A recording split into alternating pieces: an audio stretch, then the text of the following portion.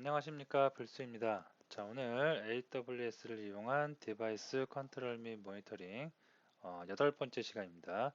자, 오늘은 모바일 환경에서 앱을 한번 제작해 볼 텐데요. 안드로이드 진영의 안드로이드 앱을 제작을 한번 해보도록 하겠습니다. 그래서 안드로이드 앱을 통해서 디바이스를 컨트롤하고 모니터링 해보는 서비스를 한번 구현을 해보도록 하겠습니다. 물론 AWS의 데이터는 계속해서 쌓이고 언제든지 그 데이터는 우리가 확인할 수 있도록 해보도록 하겠습니다. 자, 혹시나 지난 시간까지의 내용을 뭐 잊어버리신 분들이 있을까 잠깐만 우리가 정리를 해보면 AWS 설정이라고 하면 뭐 계정을 만드는 거, IP 고정하는 거, EC2로 우분투 서버를 만드는 거 그런 것들을 등등 했었고요. 그다음에 IoT 디바이스 라즈베리 파이를 이용한 IoT 디바이스 제작을 했었고요. 그다음에 스프링 프레임워크를 이용해서 웹 서비스를 했고요. 요 전에 가장 중요한 데이터베이스 작업을 했습니다. 자, 이런 작업 등을 다 했고요. 이제 오늘 그 모바일 환경에서 디바이스를 컨트롤하고 모니터링하는 앱을 제작을 해보도록 하겠습니다. 자, 어플의 내용은 이 정도고요. 디바이스 스테이터스, 디바이스가 지금 켜져 있는지 꺼져 있는 디바이스에 그 달려 있는 장착되어 있는 LED 또는 어떤 가전제품에 전원이 인가되어 있는지 떨어져 있는지 턴오프를 한번 해볼 거고요.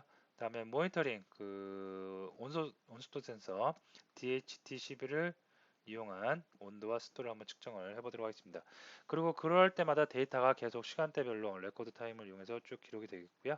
그런 것을 한 번에 한눈에 볼 수 있게 이렇게 표로 한번 나타내 보도록 하겠습니다.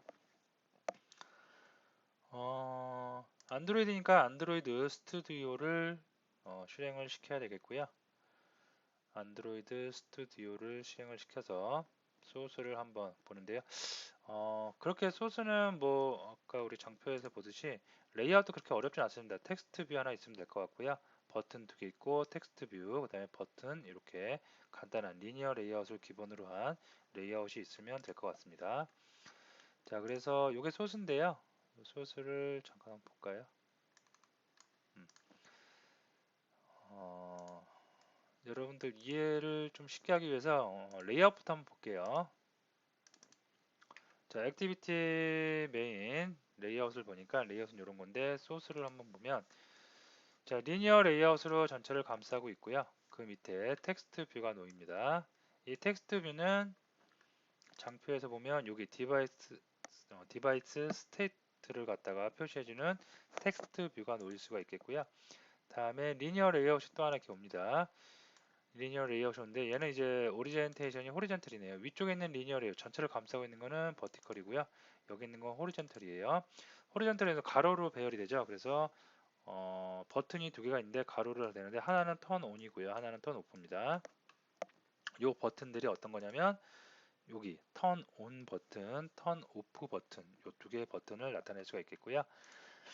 다음에 계속해서 텍스트 뷰가 또 하나 나오고 있죠. 얘는 템프 휴미라고 그래가지고 그 온습도를 나타내주는 모니터링해주는 데이터가 기록이 되는 곳이라고 볼 수가 있겠습니다. 화면에서 여기 부분이죠. 여기 부분.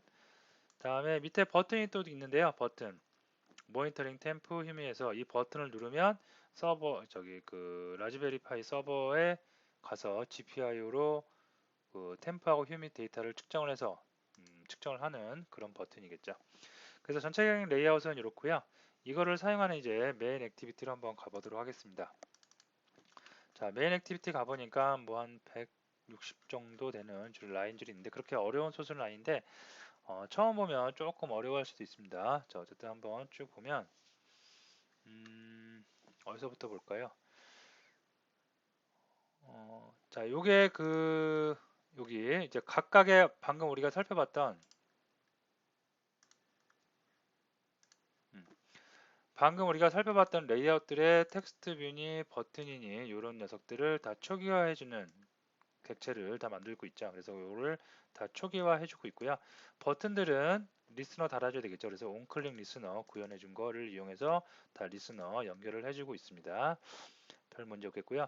그 다음에 여기 보면은 이제 그 변수를 하나, 상수 변수를 하나 이렇게 만들어주고 있는데, 요게 이제 그 ngrx 어디요? 라즈베리파이에 접근하기 위한 도메인 주소라고 보시면 되겠습니다. 그래서 요거는 변경을 해야 되겠죠.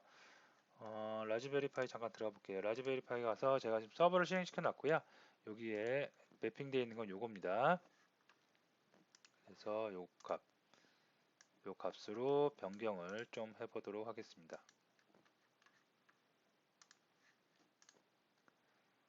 요 값이 있어야지 디바이스를 컨트롤하고 모니터링 할 수 있겠죠.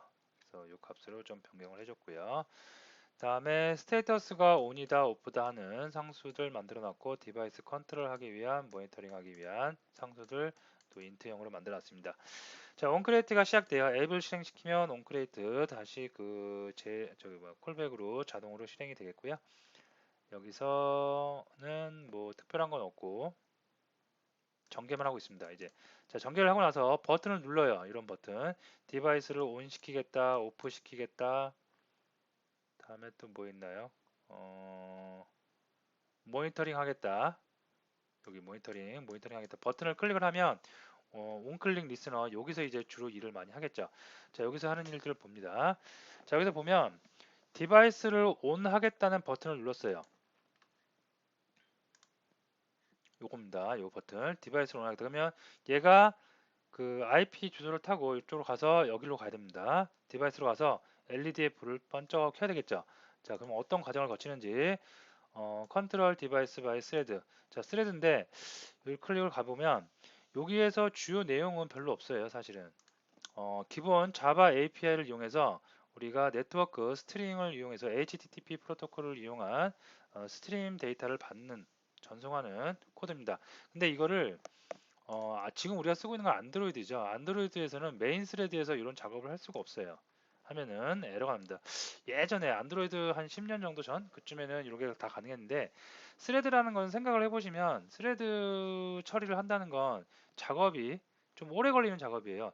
내가 데이터를 보낸다, 데이터를 받는다, 그런 작업들이 오래 걸리는데, 그런 작업들을 메인 스레드가 잡고 있으면 다른 작업을 못 하겠죠. 그래서 스레드를 하나 분리를 꼭 하셔야 됩니다. 그래서 이 코드를 사실은 자바만, 내가 지금 자바 어플리케이션을 만들고 있다. 그러면 이런 URL 커넥션 맞고, 그 다음에 버퍼 리더를 읽고, 그 다음에 그 읽은 걸 스트링 버퍼에 담고, 이런 과정들을 어떻게, 아이고, 잠시만요. 이게 바뀌어버렸네요. 네. 자, 이런 과정들을 어떻게 그냥 버튼을 눌렀을 때 이 안에다 바로 메인 스레드 안에 코드를 구현해도 상관이 없습니다. 하지만 우리는 지금 안드로이드죠. 안드로이드에서는 모바일 특성을 살려서 메인 스레드에서는 저런 네트워크 작업을 하면 안 되게 되어 있습니다. 그래서 이거를 별도로 요 메소드를 찾아가서 보면 어떻게 해요? 별도의 스레드를 만들어서 메인 스레드와 달리 너는 따로 멀티 스레드 환경을 구현해서 따로 작업을 해라. 그리고 작업한 거가 메인 스레드에 영향을 줄 때는 핸들러를 이용하라. 메시지를 이용한 핸들러를 이용을 해라. 라고 정의를 했다고 볼 수가 있겠습니다. 자, 그래서 스레드를 했고요. 스레드에서 이제 런을 해야지 런 메소드를 구현을 해야겠죠. 그래서 보시면 여기서부터 이제 자바 기본 코드입니다. 자, HTTP 환경의 URL 커넥션 일단 객체를 레퍼런스 변수를 하나 만들어 놓고요. 아직은 널입니다. 자, URL은 뭐예요? 디바이스 어드레스 뭐였어요? 여기서 보면 요 IP 도메인 주소, 포트 포워딩을 한 주소입니다. 포트 포워딩을 한 주소를 가지고 그 뒤에 condev cmd래요. cmd가 뭐냐면 여기 넘어올 때 con 디바이스 스레드로 넘어온 커맨드 명령입니다. 자, 어떤 걸 이용했냐면 우리는 디바이스 스테이터스 on이라는 걸 커맨드로 줬어요. 자, 이거는 뭐가 들어있어요? 이 안에 on이라는 그 값이 들어 있습니다. 실제로 가보면 우리가 위에서 설명한 on이겠죠. 자, 이 값을 이용해서 어쨌든 커맨드를 날렸어요. 그럼 커맨드가 여기 들어오고 이 커맨드가 다시 일로 들어오겠죠. 결과적으로 이 주거는 어떻게 되냐면 URL이 이 주소에다가 어떻게 뒤에 condev가 붙고요. 그 다음에 on이라게 붙은 거죠. 자, 이렇게 해서 라즈베리 파이 IoT 디바이스로 전송이 되면 어떻게 돼요? 라즈베리 파이에서는 그 플라스크 웹서버가 실행 중이겠죠. 그래서 플라스크 소스를 좀 보겠습니다. 자, 들어왔는데 어떤 거에 있냐면 여기 있죠. 컨데브로 해서 들어왔어요. 컨트롤 디바이스. 그 다음에 스테이터스를 봤습니다. 자, 요게 지금 같은 경우에는 ON으로 들어오는 거죠. 여기 ON으로. 그래서 이렇게 ON으로 들어옵니다. 그러면 ON으로 들어왔으니까 어떻게 해요? LED를 이제 켜는 겁니다. 그죠? 그래서 턴 오프로 스테이터를 다 보내요. 그럼 턴 온 오프 LED의 함수를 다시 찾아가서 보면 네, 이게 ON이면은 키고요. 오프면 꺼라. 이런 명령을 다 실행을 하겠고요. 실행을 한 다음에 어떻게 해요? 여기서부터 다시 AWS를 접속을 합니다. AWS에 MySQL을 접속을 해서 지금 LED의 상태가 꺼져 있어요, 켜져 있어요. 그것을 여기에 스테이트로 넣어줘서 입력을 해주고요. 커런트 타임, 현재 기록된 시간까지 다 기록을 해줄 수가 있겠습니다. 아시겠죠? 자, 그리고 나서 여기 이제 그 스테이터를 다시 반환을 해줘요. 반환을 해주면 얘를 누가 받아요? 얘를 요청한 부분이 안드로이드 앱이죠. 그러면 안드로이드 앱이 다시 받아야 되겠죠. 그래서 그렇게 하고 나서 받은 값을 여기서 스트링 버퍼 리더가 읽습니다. 읽어요. 읽어서 어디에요? 메시지 핸들러한테 메시지를 전송을 합니다. 그래서 메시지를 전송을 해서 왓은 메시지에다가 왓이라는 속성, 오브젝트라는 속성을 줄 수가 있겠죠. 그래서 그 라즈베리파이 IoT 디바이스에 날려온 값은 여기다 저장을 하고요. 그 다음에 컨트롤 됐다고 이렇게 저장합니다. 그리고 핸들러한테 샌드 메시지를 보내면 핸들러를 구현을 여기 핸들러에서 구현을 해놨고요. 핸들러에서는 이제 그 텍스트 뷰 있죠. 어디냐면 이 텍스트 뷰에 라즈베리파이에서 넘어온 값, 메시지 오브젝트의 toString 해갖고 이 값을 출력을 해주고 있겠습니다. 자, 이 내용은 아까 말씀드렸듯이 자바 기본 API이기 때문에 스트림 이런 네트워크 처리하는 부분에 대한 사전 지식이 없으면 좀 알기 힘들 거예요. 근데 우리가 안드로이드를 한다고 하면 기본적으로 자바는 기본적으로 안다는 가정을 하기 때문에 여러분들이 자바를 알고 있다는 상태에서 제가 설명을 드리는 거고요. 자, 그래서 중요한 거는 스레드니까 메인 스레드는 UI를 건드릴 수가 없다고 그랬죠. 그래서 메인 스레드는 이 생성된 스레드는 다시 메인 스레드의 텍스트 뷰 UI를 건드려야 되죠. 건들기 위해서 어떻게 한다? 바로 여기서 쓰는 것이 아니라 메시지 객체를 이용합니다. 그래서 메시지 객체를 날리면 핸들러한테 날리면 핸들러는 이제 메인 UI를 건들 수가 있죠. 그래서 UI를 건드는데 컨트롤 했을 때는 요거 모니터링 했을 때는 이렇게 텍스트 뷰를 뿌려라. 출력을 해라 라고 설정을 해준 겁니다. 자, 그러면 모니터 방금은 턴 온 했고요. 턴 오프도 똑같은 과정입니다. 컨트롤 디바이스 바이 스레드 가갖고요. 여기서 이제 커맨드가 뭘로 와요? 오프로 오겠죠. 오프로 왔으니까 여기 IoT 디바가서 여기서 오프가 오겠고요. 주구장창 뭐 AWS 접속하는 작업, 그다음에 기구를 키는 작업 등등을 다 할 거고요. 한 다음에 어떻게 해요?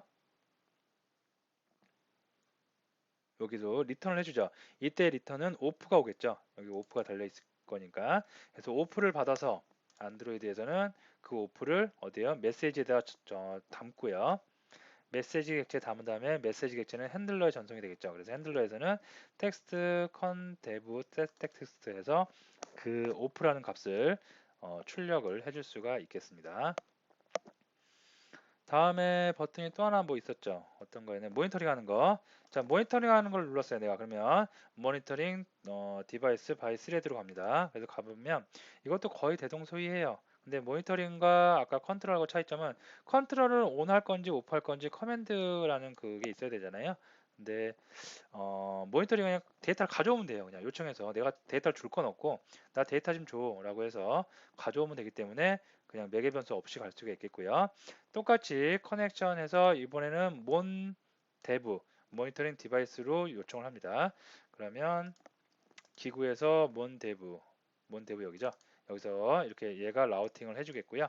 라우팅해서 getTempHumi 메소드 찾아가니까 DHT11로부터 어떻게 데이터를 온도와 습도를 측정하는 코드가 보이고요. 자, 이렇게 보이고 그 다음에 여기서 측정을 해서 리턴으로 리스트 타입으로 템퍼레이처와 휴미니티를 주고 있습니다. 인덱스 0, 인덱스 1이죠. 그래서 이걸 받아서 어떻게 해요? MySQL 서버에다가 날립니다. 날릴 때 인덱스 0, 그 다음에 인덱스 1 온도와 습도를 각각 따로따로 전송을 해주겠고요. 그 다음에 클로즈 해주고 그 다음에 리턴도 해줍니다. 리턴도 두 가지죠. 온도와 습도 똑같이 리턴을 해줘야 되고요. 자, 그럼 이 리턴된 값을 누가 받아요? 저기서 받겠죠. 스프링에서 받겠죠. AWS에서. 그럼 AWS가 받아요. 그러면 다시 아니 AWS란다. 저기 안드로이드가 받겠죠.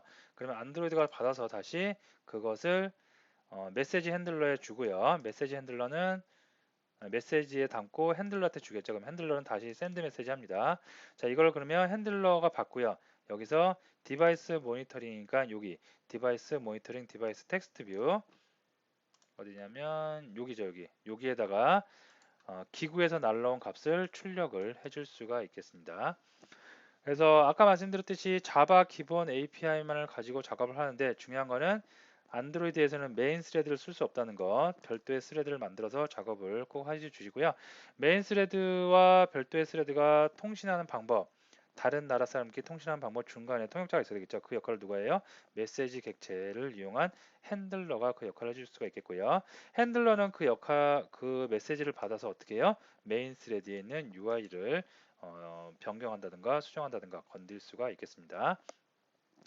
자, 그리고 여기서 좀 담고요. 예, 그리고 이렇게 코드는 구현을 쉽게 할 수가 있겠는데요.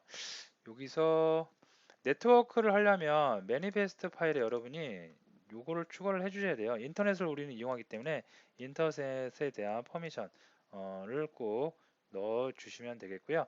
그리고 스레드를 이용을 하고 그 네트워크를 이용을 할 때 요것도 하나 추가를 해줘야 됩니다. 요것도 추가를 해주는데 요거는 무슨 역할이냐면 기본적으로는 없어요. 근데 요걸 무슨 역할이냐면 이걸 좀 잘 생각을 좀 해보셔야 할 텐데요. 요걸 볼게요. 자, 여기서 보면 요청해서 컨트롤 해서 뭐 LED를 켜라 꺼라 해줍니다. 해주는데 우리가 요런 거 보면 스프링 봐볼까요? 잠깐 스프링 다시 와서 스프링은 어떠한 요청을 받으면 여기서 리퀘스트 매핑을 해갖고 주구장창 서비스와 다오를 이용해서 주구장창 작업을 하죠. 작업을 한 다음에 이렇게 JS 페이지, 뷰 페이지로 넘기죠. 뷰 페이지 넘기면 몬데브라는 JS 파일에 여기서 넘어온 리스트라는 게 데이터가 들어와서 이 데이터를 가지고 쭉 뿌려줍니다. 즉 화면을 이렇게 뿌려주는 거죠.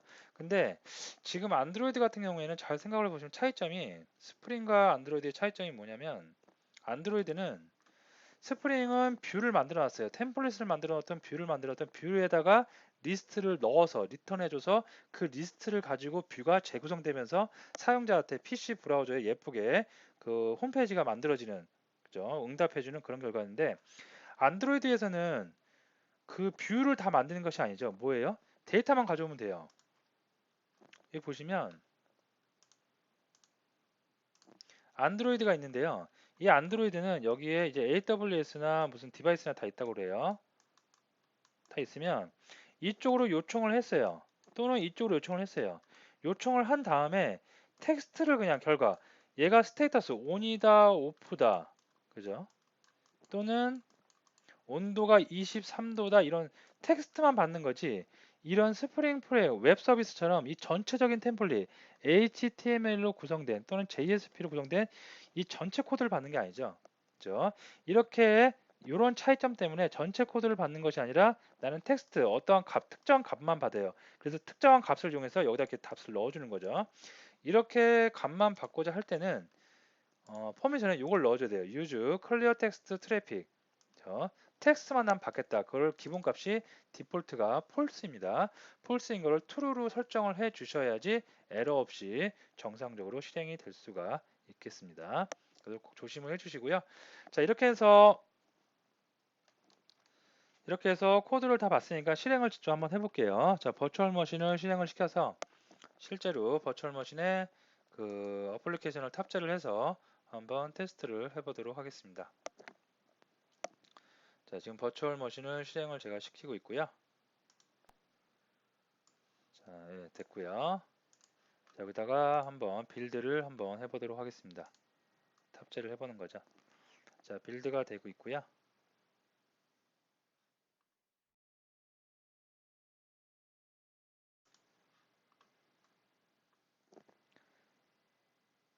자, 됐습니다. 자, 턴온, 턴오프, 템프가 있는데요. 이걸 보려면 디바이스 좀 같이 봐야 되겠죠. 그래서 디바이스 화면도 이렇게 꺼내놓도록 하겠습니다. 네, 됐습니다. 자, 그래서 먼저 턴온 해볼게요. 뭔가 에러가 나오고 있는 것 같죠? 안 되네요. 네, 그러면 네, 에러가 엄청 많이 나는데요. 잘못된 것 같으니까 소스를 좀 다시 보고 다시 작업을 하도록 하겠습니다. 일단은 하나씩 살펴봐야 될 것 같은데요. 뭐부터 볼까요? 요거부터 좀 다시 설정을 해볼까요? 요거를 할 때 들어오긴 들어오네요. 그러니까 서버가 일단 살아있다는 거겠죠. 네, 서버는 살아있고요. 404 납파운드네요. 포워딩이 잘못됐으니까 제가 포워딩 조금 손을 보고 다시 작업을 동영상을 이어가도록 하겠습니다. 네, 원인을 찾았고요. 원인은 아까 이거 포워딩한 주소 뒤에 이렇게 슬러시가 들어가 있어서 그런데요. 슬러시 빼고 해야 되겠죠. 왜 그러냐면 우리가 요청을 한 거 보면 여기서 슬러시를 붙여주기 때문에 슬러시가 붙이면 결과적으로 이렇게 두 개가 되겠죠. 그래서 한 개만 해주기 위해서 됐고요. 네, 이렇게 해서 다시 한번 탑재를 해서 보도록 하겠습니다. 자, 됐고요. 실행이 됐고요. 한번 여기서 턴온 턴오프를 카메라를 켜서 보면 자, 오늘 할게요. 오늘 하면 예, 켜졌고요. 오프를 하면 예, 하고 키면 가서 키죠. 키고 그 다음에 어떻게 여기 보면 핸들러 메인 스레드하고 다르게 메인 스레드 너는 다른 일 할 일 있으면 해. 나는 네트워크를 이용해서 저기 어디 그 원격지 어디에 있는 디바이스에 정보 가지고 갔다가 다시 거기서 받아갖고 와야 되니까 시간이 좀 걸릴 거야. 그래서 그거를 따로 스레드로 뺀 거고요. 스레드를 빼서 메시지에서 핸들러 오죠. 그럼 핸들러는 텍스트 뷰에다가 박습니다. 그래서 시간차가 좀 나는 것을 볼 수 있을 거예요. 자, 오픈을 눌러볼게요. 오픈 누르면 불은 꺼질 텐데요. 불이 꺼지고 바로 안 나타나요. 좀 이따 나타나죠. 이게 뭐예요? 갔다가 왔다가 메인 스레드하고 다르게 다른 작업을 하고 있는 겁니다. 따로 별도로 하고 있는 겁니다.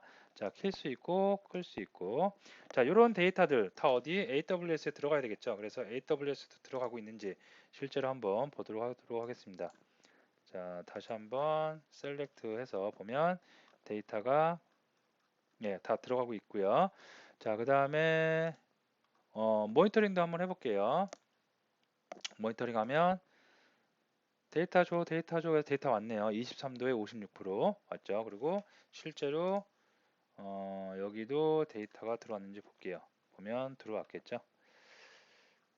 22에 58 정확하게 들어온 것을 또 바뀌었네요. 23에 56 그래서 들어온 것을 확인을 할 수가 있겠습니다. 그래서 얼마든지 내가 껐다 켤 수 있고 이런 기록들, 기록 데이터 어디 AWS하고 연동이 돼서 AWS에 기록이 다 쌓일 수가 있겠고요. 해본 김에 저것도 볼까요? 여기죠. 그 스프링 갖고 구현한 그 저기 뭐죠? 그 관제 시스템이라고 볼 수 있겠죠. 여기 보시면 예, 데이터가 이렇게 쭉 다 쌓인 것을 볼 수가 있겠습니다. 이것도 이렇게 예, 요게 우리 IP고요. 그다음에 요게 프로젝트 IoT 디바이스의 모니터링. 그래서 이렇게 데이터를 쭉 볼 수가 있겠습니다. 자, 오늘 수업은 안드로이드 앱을 만드는 건데요. 안드로이드 앱을 만드는 거는 사실 그 자바 기본 API만 알면 얼마든지 데이터를 우리가 보내고 요청을 하고 다시 데이터를 받는 건 문제가 아닙니다. 핵심 코드는 여러분들이 요거를 안드로이드이기 때문에 어떻게 별도의 스레드를 빼야 된다는 거 꼭 알아두시기 바라고요. 별도의 스레드를 뺐기 때문에 바로 여기서 메인 스레드에 있는 그 UI를 건들 수가 없겠죠. 그래서 핸들러를 이용했고요. 핸들러에서 데이터를 받으면 핸들 메시지로 데이터가 들어오면 그 메시지를 분석해서 여기서 메인 스레드에 있는 UI를 컨트롤 했습니다. 자, 그리고 설정할 게 있었죠. 매니페스트 파일에 네트워크를 이용을 해야 되기 때문에 네트워크 퍼미션 줘야 되겠고요. 다음에 우린 텍스트 기반으로 데이터를 왔다 갔다 하는 거기 때문에 use clear text traffic이라는 거를 true로 반드시 주셔야 되겠습니다. 자, 장표로 다시 올게요. 그래서 오늘 뭐 이런 것들을 했는데 지지난 시간에 제가 이렇게 경험을 해보다 보면 강의를 하다 보면 오프라인에서 이제 대면 강의를 하다 보면 뭐 AWS를 설정을 하고 그죠? AMI를 설정을 하고 E2C를 설정을 하고 MySQL 설정하고 뭐 각종 설정할 때는 조금 어렵고 힘듭니다, 사실. 그죠? 그런 것들이 우리가 안 해본 거고 그리고 용어가 달라요. 뭐 AWS는 인스턴스라고 그러고 그 다음에 그 플라스크에서도 라우팅이라고 그러고 스프링은 라우팅이라고 안 그러죠. 리퀘스트 매핑이라고 그러고 좀 이게 같은 의미인데 용어가 다르기 때문에 많이 헷갈릴 수 있겠는데요. 그래서 차분히 한 사이클 처음 서버를 만드는 것부터 시작해서 이런 웹 서비스, 안드로이드 앱을 만드는 것까지 기구 설계하는 것까지 전부 다 한 사이클을 꼭 마치시면 프로젝트를 진행해 보시면 그 다음부터는 내가 필요한 부분을 바로바로 기능 구현해서 응용을 해 나갈 수가 있어요. 이거보다 훨씬 더 UI, 이쁜 UI를 만들어낼 수가 있고 쿼리를 좀 만들어서 각 디바이스별로 소팅을 해서 데이터를 뽑아낼 수도 있겠고요. 날짜별로 뽑아낼 수도 있겠고 가장 더울 때, 가장 뭐 추울 때, 가장 습할 때 그죠? 그렇게 다 뽑아낼 수가 있겠고 여기서 좀 더 발전하면 전력 소비량 얼마만큼 전기가 어느 기간 때는 어느 기간 썼는지 그죠? 그런 것까지 여러분이 각종 센서, 액추에이터에 따라서 그런 거를 많이 응용을 할 수가 있겠습니다. 자, 그래서 오늘 마지막 시간인데요. 지난 시간 그 한 8 강의를 통해서 전체적인 순수 AWS의 E2C 기능을 이용한 프로젝트를 한번 진행해 봤습니다. 요거 말고 이제 AWS는 AWS IoT 그 서비스를 제공을 하고 있습니다. IoT 서비스는 우리는 지금 원초적으로 다 이런 걸 개발을 따로따로 했지만 IoT 디바이스는 어느 정도 개발이 돼 있어요. 개발이 되어 있는 플랫폼이라고 보시면 되겠고요. 플랫폼에 요 디바이스 있죠. 내가 만든 디바이스 이거를 등록을 하는 겁니다. 레지스터를 하고 등록을 해서 조금 쉽게 만들 수 있게 나온 건데요. 이 등록을 한다는 건 그거하고 똑같다고 보시면 돼요. 우리가 핸드폰이 필요하면 핸드폰 가게 가서 핸드폰을 이렇게 사요. 그러면 바로 사고 돈 주고 바로 나올 수가 없죠. 뭘 해요? 개통이란 걸 하잖아요. 개통. 똑같아요. AWS IoT라는 게 있는데 여기다가 이걸 이용하려면 내가 만든 디바이스를 여기다가 이렇게 등록을 해줘야 돼요. 이걸 우리가 핸드폰 할 때 개통하고 똑같다는 얘기입니다. U 플러스 SKT, KT의 이폰, 이폰의 그 고유 단말 번호가 있죠. 그 번호를 등록을 함으로써 이 폰은 U 플러스 폰이에요, SK 폰이에요, KT 폰 이렇게 등록하는 개통하는 그런 절차를 AWS IoT에서도 똑같이 해야 됩니다. 근데 뭐 조금 불행하게도 그 개통을 누가 해주는 게 아니죠. 누가 해야 돼요? 바로 우리 개발자가 해야 된다는 점. 그래서 많은 좀 공수와 지식이 있어야 된다는 거. 그런 거는 필수 요소겠죠. 자, 그러면 오늘 수업 여기서 마치도록 하겠습니다.